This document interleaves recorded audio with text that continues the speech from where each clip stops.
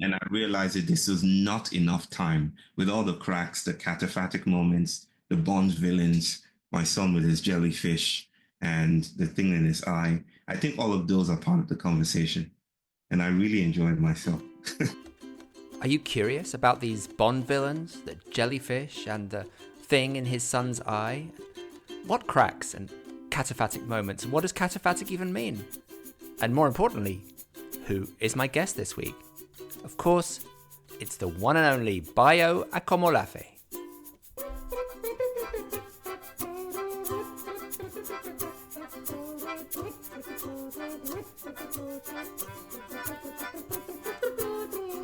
Welcome to the Clown Spirit Podcast.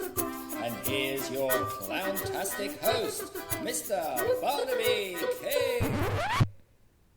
I think of all the Clown Spirit podcast episodes that I've done so far, this conversation with Bayo Akomolafe was the most fun, the most playful, the most wide-ranging, and also had this kind of intellectual depth. As Bayo speaks, he has this poetic turn of phrase that is remarkable. He speaks in pure poetry, and there's this kind of philosophical depth to everything he says. But also this kind of playfulness. It was really a fun challenge just trying to keep up with him. But I also had a lot of fun finding the cracks, pointing out the gaps, the things I was noticing, and he was enjoying that too. It was a chaotic conversation. It was being constantly interrupted by other things outside our control. But those somehow managed to wrap their way into our conversation, become part of what we were talking about in this really clown-like, organic way. Now, if you don't know who Bayo is, let me tell you briefly. This is the description from his website. Bayo Akomolafe is a celebrated speaker, teacher, and trans-public intellectual whose vocation goes beyond justice and speaking truth to power to open up other spaces of power with and queering fond formulations and configurations of hope. Bayo was born in 1983 to Yoruba parents in western Nigeria. Soon after he was born, his family emigrated to Bonn, Germany. This would foreshadow a life of travel to come. Losing his father to a sudden heart complication in Kinshasa, Bayo became a reclusive teenager, seeking to get to the heart of the matter as a response to his painful loss. After meeting with traditional healers as part of his quest to understand trauma, mental well-being, and healing in new ways, his deep questions and concerns for decolonized landscapes congealed into a life devoted to exploring the nuances of a magical world too promiscuous to fit neatly into our fondest notions of it. Bayo's been a visiting professor at Middlebury College, has taught at Sonoma State University, Simon Fraser University, and Schumacher College, among other universities around the world, and he currently lectures at Pacifica Graduate Institute, California, and the University of Vermont. He's the convener of concepts such as post-activism, transraciality, and ontofugitivity. He's also a widely celebrated essayist and author of 2 books, These Wilds Beyond Our Fences and We Will Tell Our Own Story, The Lions of Africa Speak. Bayo is also recipient of the 2021 New Thought Walden Award, meant to honor those who use empowering spiritual ideas and philosophies to change lives and make our planet a better place.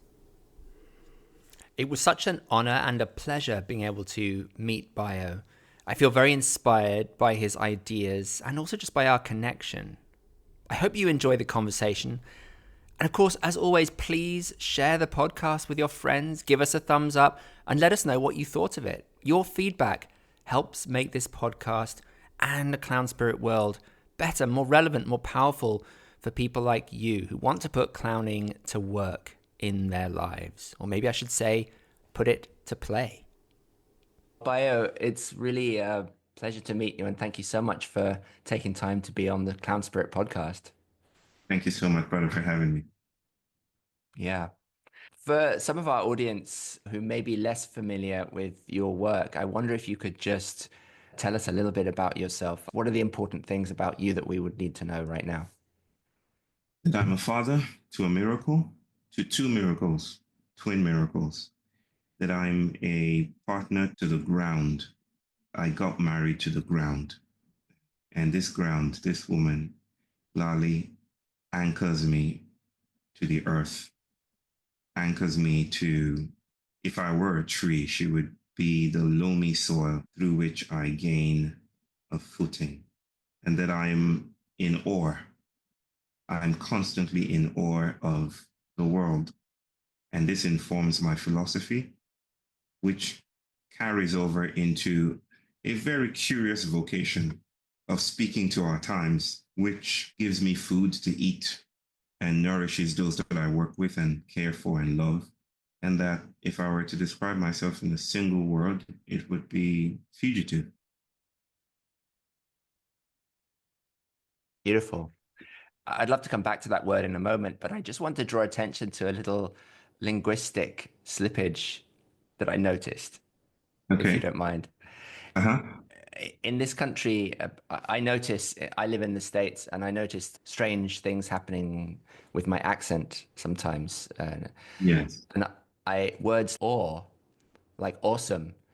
Yes. If I say it in my accent, people don't understand what I mean. Like, or what's Uh-huh. that? So Yeah. I have to say ah like that. Ah, awesome, and it sounds Ah, more American. So just now when I'm British. Sense. you said I'm what did you say? I'm rooted in or I Yeah. am. Yeah. Yeah. I knew that you meant AWE, but in Yes. America it would sound like or as in Or ORE or or yeah. Yeah. I'm which yes. Hopefully not. which really fitted with what you were saying because you were talking about being rooted in the ground and or is Yeah. like Yeah. There you go. There you go. That is. I wonder what figure of speech that is, but yes, I hear that. And I celebrate too. sort of synchronicity in the error or in the way that I heard it. Yeah. So fugitive. A fugitive is someone who is wanting to escape. Has perhaps already enacted escape, who has enacted exile already. Maybe a wanting to is part of fugitive tensions, and maybe it's never fully complete or determined what a fugitive is. And maybe it's less an identity and more a tendency, a pattern, perhaps an archetype. But the fugitive, in my view, is most critically that which escapes moral policing, that which spills and leaks beyond moral containers, because it is of a different material that cannot be held within those spaces. What is it that you feel gave you that feeling that you're of a different material? When did you first notice that in your life? That's a good question. I'm not sure. It almost feels like it wasn't a single moment as it was a rising intensity, a growing intensity. So it didn't click into space or being like a key in a keyhole. More, it was a dream I've always had. And I don't know how else to be in the world except to be in this dream. And this dream manifests itself through language that others identify as poetic. And that makes me blush because it's just my normal way of speaking, per se. And something about the poetics of my relations, to borrow a phrase from Edouard Glissant, has meant that I don't find myself available for the usual moral parameters through which or by which bodies are held. Of course, I am held in those places. Bodies are settled, but bodies are also diasporic and constantly doing other things. I'm alive to those things. I'm alive to readings of the world that do not cohere along the lines of right or wrong. And that's what the fugitive is. The fugitive refuses to be in the plantation. The fugitive has to flee. And my thought and more and very deeply my practice is to run. Yeah. Is to be at large, is to be in flight, is to seek out the cracks Um, yeah, receiving a phone call, but I've interrupted it. Thank you. We're going to talk about cracks. We have to talk about cracks. Maybe we should just talk about cracks now because you brought it up, and you have a beautiful essay in which you talk about, it's a blog post, really. It's short and it's about doors. Yeah. And you have a beautiful phrase, which I hope I can find right now. Your language, whether written or spoken, is poetic. I'm sorry if that makes you blush. You can notice because I'm black. Interesting. It's also the fact that blushing is red, and that's a color for me that it has to do with clowns and redness in the face. Doors are anticipated architectural technologies.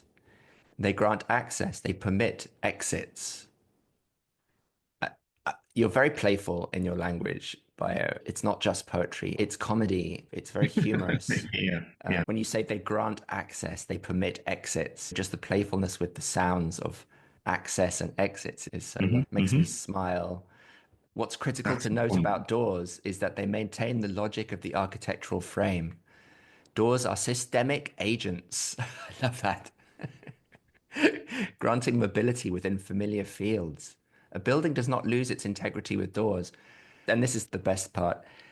As such, like the solutions we often offer to our most persistent civilizational challenges, doors allow us to shuffle within the already known, to move the pieces around in the name of innovation while maintaining the design.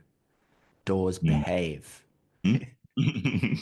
So we haven't even gotten to cracks yet, but doors, I love this in the name of innovation, where it seems to be a critique of Yes, how we use that word. We always it say, is. oh, it's innovative. We're being innovative, but we're just shuffling between already known Yeah.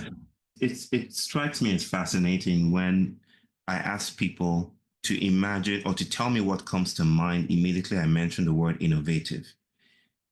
A quality, a thought, a texture, whatever, what comes to mind when I say innovation or innovative? And you hear things like shiny, chrome.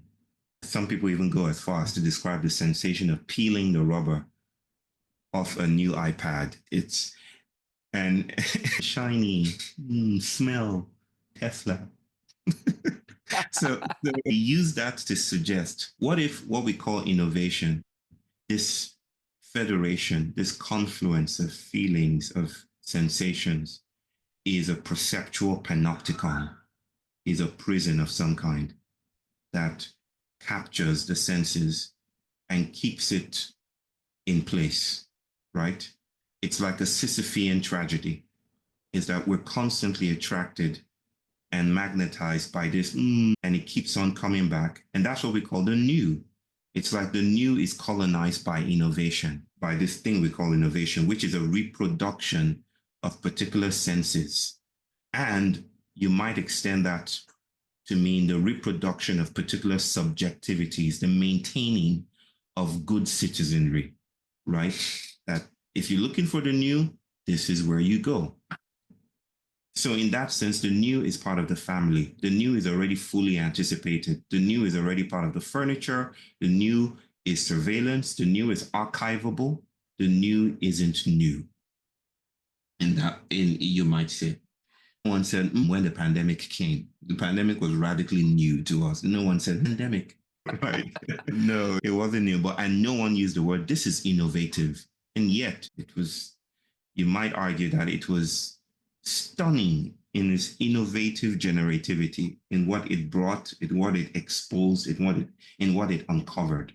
Yes, I'm intrigued by closure, perceptual closure, and as such, I am interested in sniffing out sensorial apostasy, ontological openings and breaks, which is cracks. This how they infiltrate and how they upset design and anticipatory modalities, how they tell us that we're not all that, that our blueprints and manifestos and ideologies often, or need, not often, sorry, misplaced word, need to be, these things need to be coddled and resituated, and they need to be subsisting within a larger world that is emerging, that has agency. I love that you just said misplaced word, because now we know you're human because you made a mistake. And I Thank you for love that that. you listen. I love that you listen between the lines, literally, brother. I'm intrigued already. We ought to do another interview for everyone to hear. Yes, a longer one. I love this Yes. already. Yes, I love how you talk. You're reminding me of because I come from an academic background, mingled Right. with with art and clowning, and the way you speak reminds me of a little bit of my tutor, my PhD advisor, Lady Madison, who's done a lot of, or you may know of her. She's done a lot of work in the performance studies field, but Mm. there's a kind of precision with which you speak that is so unusual, and it's particularly noticeable as an interviewer to me that you come to the end of a thought and you finish. And then, oh, it's back to me. Oh, this is actually a conversation. That's a complication. So many Intriguing. people I interview will just keep talking, and it's quite hard to get in with a question because they just will keep talking and they don't find a conclusion. They don't find closure.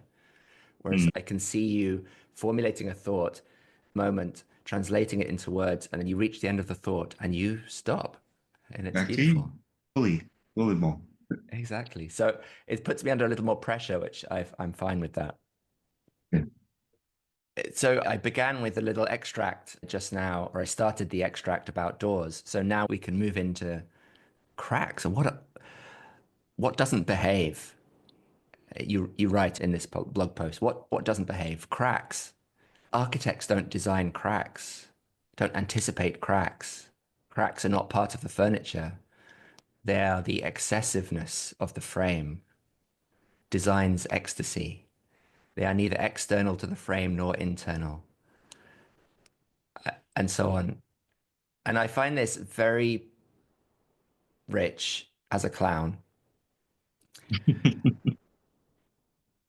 because we are seeking the cracks. I think clowning is about celebrating the imperfections in things, and Mhm. we find the cracks, we look for them, and then we get right in there and we try to have fun, play, exist in the awkwardness, expose them, reveal them, let the audience see, oh, we all have cracks.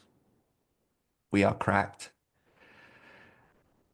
And it's a beautiful thing that I feel like right now in the zeitgeist is very attractive also for people. People are drawn to this. Oh, it's okay to revel in the imperfections and the cracks. Yes.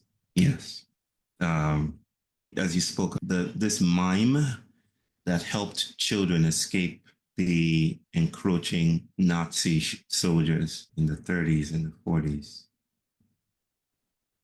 comes to mind. I forget his name. I think in some quarters he might be called the father of mime. And I remember, is it Marcel Marceau? I think so. I think that's his name. He it was quite prolific with his mime, and there's a video of him almost sniffing out the barely perceptible streams in the air, as if following a butterfly in its crossing or a wild god in its crossing. What I want to say about cracks is that no system is fully committed to its purpose, right? All systems, all forms of closure are already hidden debts to a counterforce that subsists within it. It's like the it's like the it's like a loan from chaos that every order has to pay. It's something. Think about the eyeball, for instance. You would think that an evolutionarily precise thing like the eye, that like the human eye, would have developed to be 100% committed to visuality. But there is a spot that we comically call the blind spot where vision fails to happen. But that fails to happen because that's the only way that visuality can happen. If the eyeball does not leak into an optic nerve that snakes into the occipital lobe, visuality is not possible. But this is what scholars like Aaron Manning and Deleuze would call a minor gesture, right? For me, the crack is the concretization of the minor gesture. It's like this filtrating lines of fracture that always subsists within order. It's like perceptions mistress. Perceptions mistress. Right? It's not in a marriage relationship. Fidelity is right there, but perception systems have a mistress. And it's hidden from view. It's largely beneath the surface. Cracks are political events. They're cosmic, epistemological, ancestral, spiritual, architectural events. They're not proliferated by humans. They are just there. They're how everything comes to be, this minor gesture. I have a theory around them, about them, that suggests that a parapolitics always happens with cracks. Not that it needs to happen now, but it always happens within cracks. Because where design fails, decay is prominent and proficient in creating new worlds. And my vocation is about creating new worlds. Beautiful. And this loops back to what you were saying earlier about newness. Yes. And Yes. Yeah. how we're seduced by reproduction and innovation. Yes. They almost satisfy the need, if there's a genetic need for newness, those reproduction and innovation, the iPod, the iPad, I was going back 2 decades there with the iPod. I have no idea what exists now in relation to what has failed to exist or has ceased to exist. iPod, iPad, really. I have no clue. Me neither. But yeah, they've hijacked our yearning for the new. And I love what you say about cracks then, that cracks facilitate something new emerging. Think about a pathway, a perfect pathway with a crack in it. That's where the grasses or the flowers grow up. And you always find the most surprising, beautiful little flowers growing up through the crack. Yes. Cracks are apophatic. The word, of course, comes from. I got a question. Okay, let me finish. Let me have this conversation. Okay? No, I'll tell you later. It's my son. He came to ask me if jellyfish are poisonous. So I was saying that cracks are apophatic. And the word comes from, it literally means not sane. Not sane, apophatic. And it comes from this Christian tradition or twin traditions in which the debate was taken up about the nature of God, how we should speak about God. And the cataphatic folks were like, God is this and God is that and God is this and this. There were positive statements. Even if you said God does not exist, it's a cataphatic. Oh, there's a cat. It's a cat. Oh my goodness. It's a cataphatic. It's too on the nose now. My son coming in speaking of jellyfish, and then a cat being propped on your laps like you're a villain, stroking James Bond villain. Yes. So the cataphatic folks suggested that positive remarks made about God are either true or not. But the apophatic were like not saying. They were more given to mystery, right? They were being spirited away by that which was not sayable. And they felt, in a sense, that Catherine Keller, theologian extraordinaire, Catherine Keller, when she phrases apophatic entanglement, she's trying to say that in the not saying, we are entangled with the mystery, with what is becoming. In the not saying, the saying kind of collapses possibility and makes it too concrete. Just so I don't get ahead of myself. Cracks seem to be doing that kind of work that the apophatic folks try to do with theology. That is, the more we say things about God, the more God retreats, if you will. Maybe in not saying, we notice God, and we're able to host God well. Cracks are they're the ways that the world insists on not being fully seen or seeable. The way the world is fugitive, the way the world spills, the way the world is processual. Yes. My goodness. So much to say. That's there's a always classic. there's always Nice. so much to say. Apophatic, the not saying. I Mm. liked when you said cracks are doing that kind of work, doing that Yes. kind of work, and I want to just replace work with play. Yes. I like that too. The work, the word, the work is associated with words to me. Work, Yeah. the Yes. production of words, and as we know, Yes. God has a strong association with words. Yes. In the beginning was the word. Yeah. And so to play is maybe apophatic, Yes. Yes. is to play. We don't need to Yes. work. We can play. We can be in the space between the words. Yes. Yes. True. True indeed. I like the heard this NASA's data sonification of black hole music. That is, according to NASA, the biggest black hole in the Milky Way is called Sagittarius A. And it woke up a couple of centuries ago, 200 years ago, or something like that. And I think it woke up because a playground of cloud dust or debris floated past its nostrils and it sneezed. And its funk flew towards our planet. And NASA took its instruments and pointed it upwards and was able to catch this data still flowing through our everyday lives, our busy lives, our laying down of tracks, our to-do lists.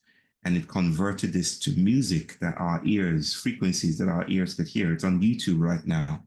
When I heard it, the immediate impression was children at play.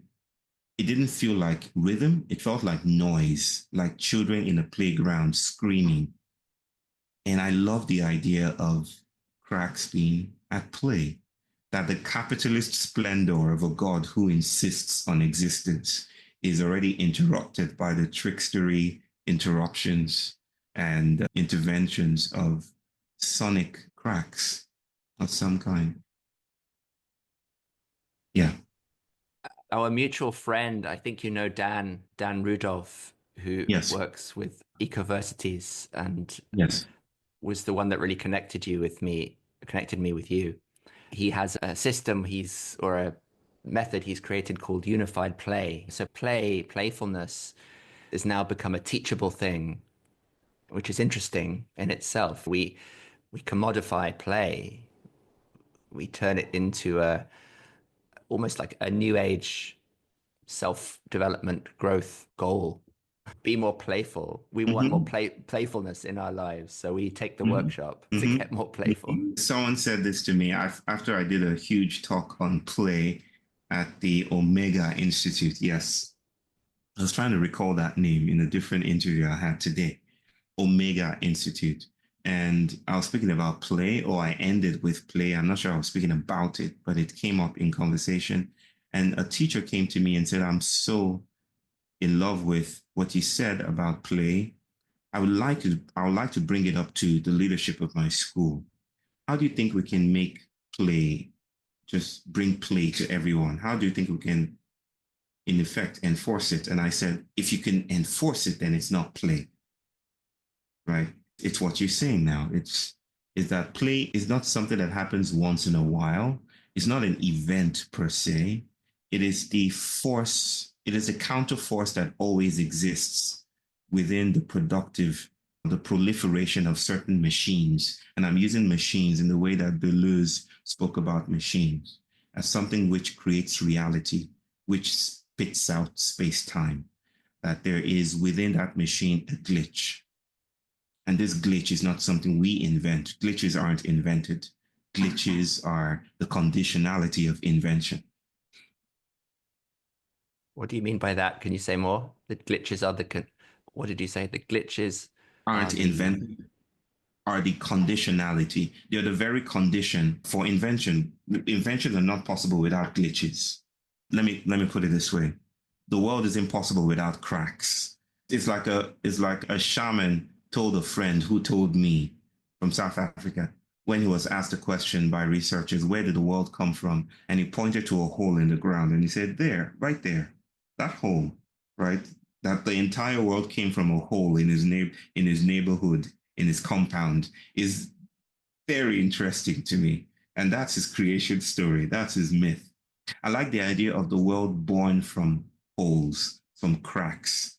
Like modern civilization came from a wound from the asteroid. What's that asteroid with the big C name that crashed, long name, that crashed upon our planet Earth and gave birth to the conditions that we now call modern civilization? I think that everything comes from a crack. And that's what I mean by invention, or the program comes from the glitch. It's not the other way around, that the glitch comes from the program. If the program comes from the glitch. I don't know if you can see this T-shirt. This is the logo for Clown Spirit, for my Like organization. Marcel. Yeah, Clown Spirit. Yeah. I love it. This is Clown Spirit. I love it. This is a kind of merging of different clown figures, including the Koshari, who's the Hopi clown, and the European jester, court jester with the horns. But you can see that the binary stripes are very common for clowns because they represent light and dark and the balance of opposites. But then for me, the red nose is like the interruption in the rigidity of these binary opposites stripes. And then you have the red nose, and the nose is a circle. And it's also, the nose is the opening that, for breath in and out of the body. So it's like the glitch, the interruption, I love that. Breaks through. I love that. I really love that. The red issue in the Yoruba pantheon is trickster, not quite a clown, but a trickster figure. And some even dispute his trickster identity. But I think of him as a trickster. He is usually spotted with black and red. It's not quite a binary, but in Yoruba traditions and in Afro-diasporic spiritualities of representation, he is usually painted or represented or seen in black and red, and sometimes white, black, and red, just like this one. So that's intriguing to me, how those intelligences float across the room. Right? Across the small world. Crack, the other thing that occurred to me as I was thinking about this, Bayo, is that the word crack has so many other connotations. It's such a rich word. Crack is literally the word for a joke. Yep. Crack. If you crack a joke, you crack a joke. You have wise crack. A wise crack is a joke. Yep. And there's a word for many other things. I'm writing a book with a co-author, and I suggested a title for the book, and his partner was laughing. And then we looked, I'm not going to say what she said, but we looked again at the title and we're like, okay, we have to come up with another one. No, it's beautiful. For me, I love the complexity of it. Clowns, for me, also have to do with shit and bodily functions. And so anything that reminds us that we have a body. Yeah. Has to do. Nicely put. We don't like to talk about our cracks. We don't. But I think our cracks are eloquent. Give me a moment, Barnaby. My son is saying something to me. Hold on. This seems like a good moment to take a little break, and also a great moment for me to tell you about clown vergence. In difficult and uncertain times, whether that's around the world or just in your own life, clowning becomes all the more vital and valuable as a way to bring lightness and joy where it's lacking, but also to face the truth, to expose the cracks. That's why we decided it's the perfect time for a converging of clowns. Literally, a clownvergence. Clownvergence is going to be one of the biggest online clown conferences ever. And it's happening over 3 days from April the 11th to the 13th. We're going to have over 36 absolutely amazing sessions at the cutting edge of innovation, activism, and clowning. There are going to be panel sessions on different topics such as the role of humanitarian clowning, building clown community, equity, diversity, and inclusiveness in circus spaces, clown archetypes from different cultures, clowning in the global south, the importance of laughter, play, and joy, and sacred activism, clowning in theatre, and so much more. There's also going to be workshops on different technical aspects of clowning from experts and well-known teachers from all over the world. And we're going to have these short provocations, energizing sessions, warm-ups, and clown cafes where you can just come and meet other clowns and reflect on sessions that have been going on. It's going to be 3 days of stimulation, fun, and exploration at the intersection of tradition and innovation. But more than anything, it's a gathering. It's a coming together of clown community. It's going to be energizing and inspiring. I hope you can make it. To find out more and to register, check out the website at clown-spirit.com/clownvergence. There's no actual fee to register. There is a sliding scale donation, but please, whatever your circumstances, don't let it stop you. Sign up now, get involved, and I'll see you there. Now, let's see if Bayo's back.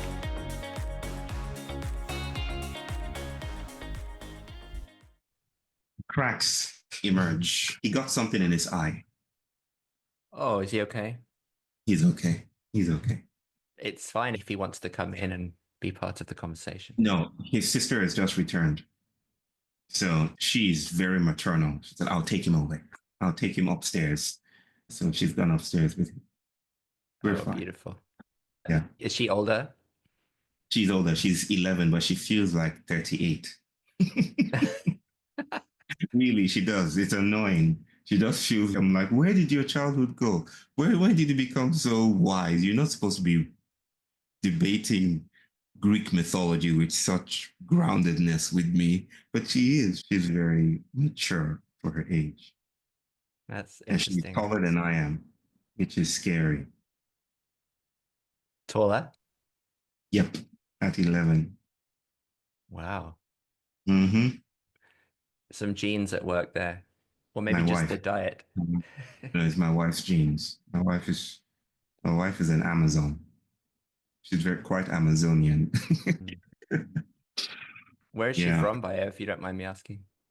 She's from India. My wife is, okay. But my wife isn't, again, here's the interruption. My wife isn't just Indian. Her mother is Indian, Iranian, English. My wife's great-grandmother was an English woman who came to India and got married to an Iranian Indian man. So they gave birth to an Indian, Iranian, English daughter who happens to be my wife's grandmother. And so my wife is actually Indian, English, Iranian, African, because her father is Nigerian. So she's messed up. I like to say. I like how you give the whole complex setup and then you just say, so she's messed up. She's messed up, yeah. I would make a great stand-up comedian, I think. If this philosophy thing fails to pan out, I might just hit Netflix. I think you already are a stand-up comedian. Or a sit-down comedian, maybe. Comedian. Speaking of which, I think it would be really wonderful to sit down and have a cup of coffee with you one day. I hope we can do that. I think something that, okay, so my question, the question that's coming to me right now is to do with cracks. And we've talked about what they are in this beautiful academic, poetic language. And we've discussed the variety of meanings that the word crack can have. And we love it. And it's playful.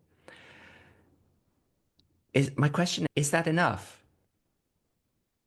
Or talking about it, how do we enact the crack?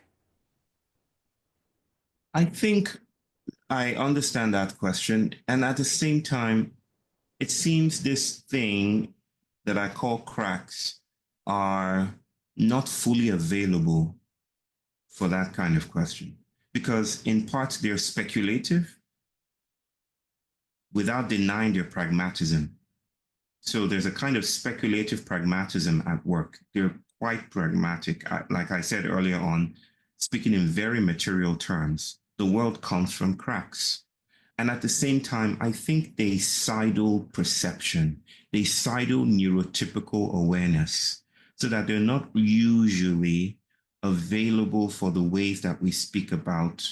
It's like they travel in the para, they travel in the side. They're not usually available for the ways we are concerned about what to do, what is accountable, what is agency, what is responsibility. They're not fully here. And that is their saving grace, if you will, permit my abusive use of that sentiment. That is their saving grace, because they're not fully within the economy of relations that we're used to.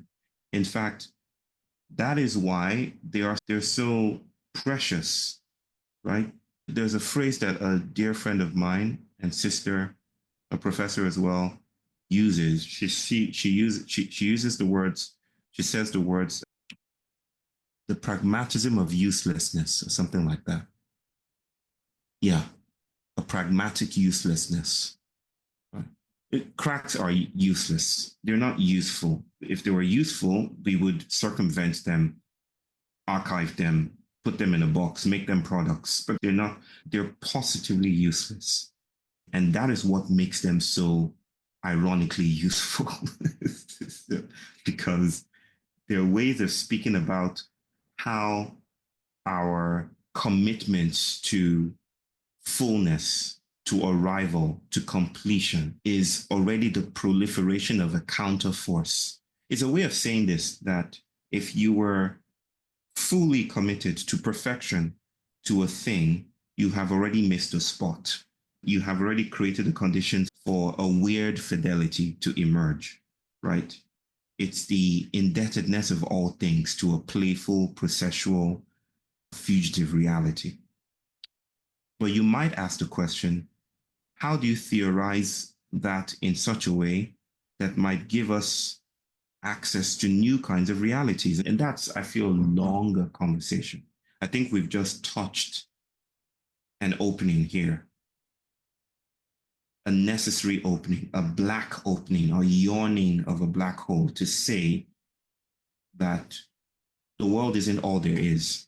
Or as I said to my pastor when I was younger, when he noticed that I was reading stuff that good Christian children shouldn't be reading, and he was trying to reconvince me that God created everything, I responded to him by saying, I get it that God created everything, but everything is just a small part of what I'm interested in. That's what cracks are. Yeah. It occurs to me that one can fall over a crack or fall into a crack. Yes. It means that we can trip in a crack and it can cause us to fall over, which is an interruption. Yes. But the crack could also be this yawning, gaping chasm that we fall into. Yes. Yes. And I wonder whether to stay on the surface and allow ourselves to trip or to jump into the crack. You occur to me to not be a good British citizen, because if you were a good British citizen with allegiance to the Queen or to the King at this moment, you would have listened to what the Empire has been saying to its citizens all this time. Mind the gap in train stations, mind the gap, pay mind to the gap. That is, pay attention to the gap. I'm just kidding. That was elaborate, needlessly elaborate. But mind the gap is something that twisted. The double sense of that is pay attention to the gap. And I think the gaps are speaking. They're not places of impoverishment. They're places of a strange queer life, a horizontal life, an autistic politics. I may have to jump soon, brother. But yes, that is. Please jump whenever you like. The autistic politics speaks volumes. When you said ironically useful, the word ironically really jumped out at me as well because I'm interested in irony. Yeah. It seems to me to be another version of this apophatic saying by not saying or saying by saying the opposite, but it also leaves a crack and a gap for doubt. What does he mean? What is Yeah. he saying? The thing he said, or is he saying the opposite, or is he saying something completely different? So in humor, right? There's this space of both agency because we can say things and enact things through humor that you can't say in normal speech. Yes. But it also opens up a space for ambiguity and ambivalence and that kind of playfulness. I can't tie you down Yes. to a statement or a political belief because there's this kind of doubt because of irony. I love that. And it's why I instinctively insert a lot of humor in what I do. I don't even think that's right to say that I insert humor. Like, here's humor and here's what I have to say. And I insert it into what I have to say. I think I already dance with the humorous because there is no way to conceive of cracks, as you so beautifully say, without noticing that the entire fabric of space-time is laughing. And this laughter ripples. And yeah, if to take oneself seriously is to laugh, right? To take fascism and climate chaos and pandemics and racism seriously is to laugh, which is probably why I bemoan the loss of the role of the comedian. It's like that's one of the ways that the trickster shows up, and yet that is slipping away, if you will, under the weather of correctness and exactitude that has gripped us in modern civilization. Yeah. So there's something about that irony that is increasingly excavated and left to dry, to rot, left desolate. Irony will save us, ironically. Oh, but I meant that I do have to go soon to join another call. Yes. It's right on the mark now. Absolutely. And I realized that this was not enough time with all the cracks, the cataphatic moments, the Bond villains, my son with his jellyfish, and the thing in his eye. I think all of those are part of the conversation.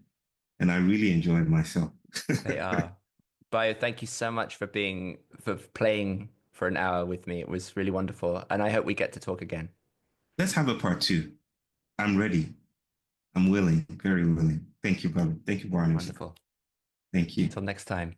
Bye for now. Take care, brother. Bye. Bye. So there you have it. I hope you enjoyed that conversation with Bayo Akomolafe. I hope that something from that conversation touched you, inspired you, and that there's something there that you'll take away and incorporate into your life. Finally, I just want to say thank you to you. Because without you, there'd be no point. In fact, there'd be no Clown Spirit podcast. It's because of the work that you do and the commitment you show that I am here doing this work. You inspire me every day. So thanks for continuing to listen, for engaging in the Clown Spirit community. Have a wonderful day, and of course, as always, keep clowning.